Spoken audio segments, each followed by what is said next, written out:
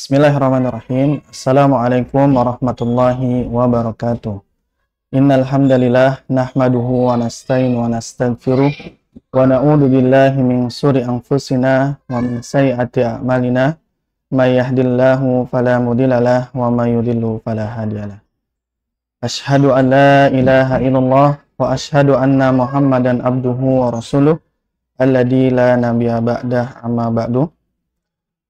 Wa qala Allah ta'ala fil Qur'anil Karim, a'udzu billahi minasy syaithanir rajim. Bismillahirrahmanirrahim.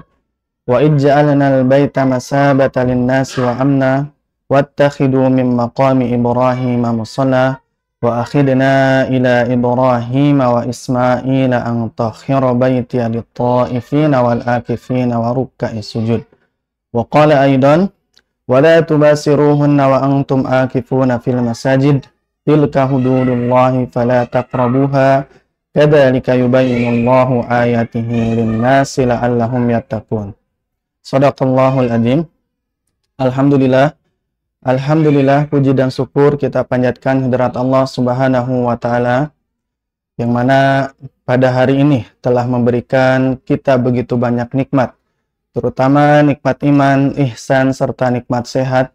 Karena nikmatnya kita masih diberi kesempatan senantiasa melaksanakan ibadah suci Ramadan, yaitu puasa.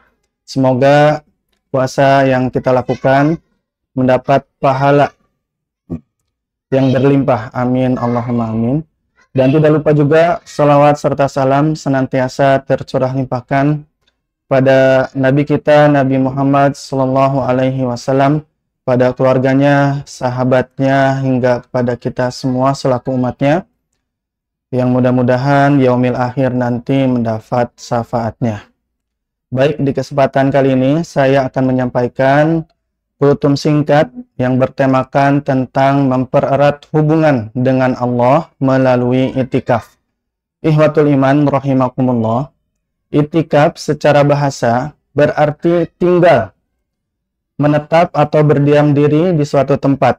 Sedangkan menurut istilah syariat adalah berdiam diri di dalam masjid, beribadah kepada Allah Subhanahu wa taala yang dilakukan oleh orang tertentu dengan syarat dan tata cara tertentu disertai dengan niat.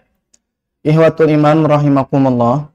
Selain itu, pengertian itikaf berdasarkan 4 mazhab tentang berapa lama waktu itikaf. Yang pertama dari Imam Hanafi, yakni bisa dikatakan itikaf sesingkat-singkatnya dengan membaca niat itikaf, yaitu nawaitul itikaf fi hadal masjid lillahi ta'ala.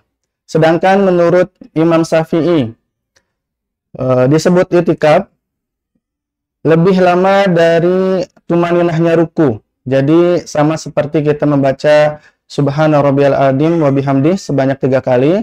Nah, setelah itu baru dikatakan itikaf menurut Imam Syafi'i.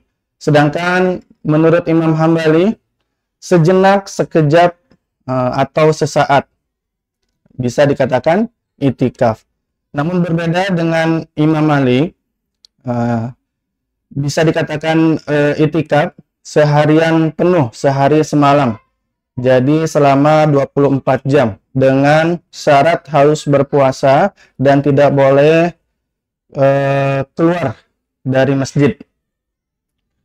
Dan syaratnya yang lainnya yaitu harus di masjid jami, yang dimana masjid tersebut mengadakan ibadah sholat Jumat. Perintah itikaf didasarkan pada Al-Quran, surat Al-Baqarah ayat 125, yang berbunyi, wa ij'alnal baita masabatan lin-nasi wa amna wattakhidu min maqami Ibrahim musalla wa akhidna ila Ibrahim wa Ismaila an tahhira baitiya lit-ta'ifina wal akifina wa ruk'is sujud.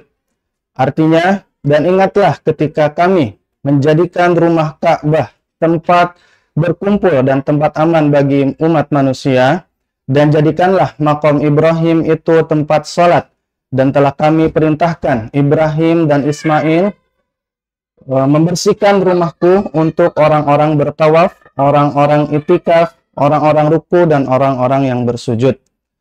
Quran Surat Al-Baqarah ayat 125. Ikhwatul iman rahimakumullah. Itikaf menjadi salah satu sunnah yang biasa dilakukan umat Islam di 10 malam terakhir bulan suci Ramadan. Hal itu dilakukan oleh Nabi Muhammad Sallallahu Alaihi Wasallam semasa hidupnya hingga beliau wafat. Sebagaimana dalam hadis yang diriwayatkan oleh istri beliau, yaitu Aisyah radhiyallahu anha, yang artinya Nabi Sallallahu Alaihi Wasallam biasa beritikaf di 10 malam terakhir bulan suci Ramadan. Bulan suci Ramadan ketika sampai Madinah hingga beliau wafat. Kemudian istri-istri beliau melakukan itikaf setelah beliau wafat. Hadis riwayat Muslim. Iwatul imam rahimakumullah.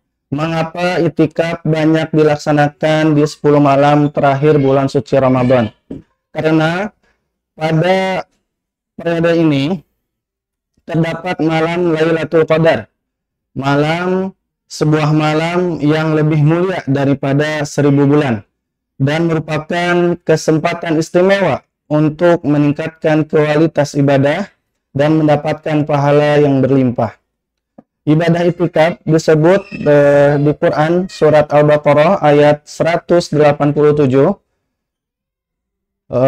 Firman Allah, wala tubasiruhunna wa antum akifuna fil masajid tilka hududullahi fala taqrabuha kadzalika yubayyinullahu ayatihi lin-nasi la'allahum yattaqun. Yang artinya, kemudian sempurnakanlah puasa sampai datang malam, akan tetapi jangan campuri mereka ketika kamu dalam keadaan beritikaf di dalam masjid. Itulah batas-batasan ketentuan Allah. Janganlah kamu mendekatinya. Nah, demikian Allah menerangkan ayat-ayatnya kepada manusia agar mereka bertakwa. Ikhwatul iman rahimakumullah. Selama itikaf, umat muslim diberikan kesempatan untuk fokus beribadah dan mendekatkan diri kepada Allah Subhanahu wa Ta'ala. Suasana masjid yang tenang dan suci menjadi lingkungan yang kondusif untuk memperbanyak sholat sunnah, membaca Al-Quran, doa, dan berzikir. Selain itu, umat Islam yang sedang itikaf juga bisa mengikuti kajian keagamaan yang ada di dalam masjid tersebut, atau berdiskusi tentang ilmu agama bersama jamaah masjid lainnya. Ikhwatul iman rahimakumullah. Kalimat singkatnya, itikaf itu adalah satu keadaan, gambaran dari keseriusan seorang hamba untuk menata dirinya dan membuat pola alur kehidupannya sehingga bisa fokus dengan apa yang diridhai oleh Allah Subhanahu wa Ta'ala. Karena itu, ketika Anda datang ke tempat ini, yakni tempat Allah, untuk menunaikan itikaf, maka ketahuilah teman-teman sekalian, Anda sedang dihadapi pada proyek yang besar dalam bulan Ramadan. Karena setiap langkahnya, setiap amalan yang kita lakukan di dalam masjid tersebut akan berbuah pahala dan Allah akan lipat gandakan. Terakhir, itikaf adalah upaya seorang hamba untuk menahan dirinya dari godaan dunia, mendorong diri untuk patuh pada Allah, mengabdikan waktu secara eksklusif untuk ibadah kepadanya, serta menjauhkan diri dari perilaku yang diharamkan. Ini melibatkan pengendalian diri terhadap dorongan hawa nafsu, sehingga menghindari perbuatan dosa, membersihkan hati, dan menciptakan sikap juhud terhadap kenikmatan duniawi. Mungkin hanya itu yang dapat saya sampaikan. Wabil taufiq wal hidayah. Wassalamualaikum warahmatullahi wabarakatuh.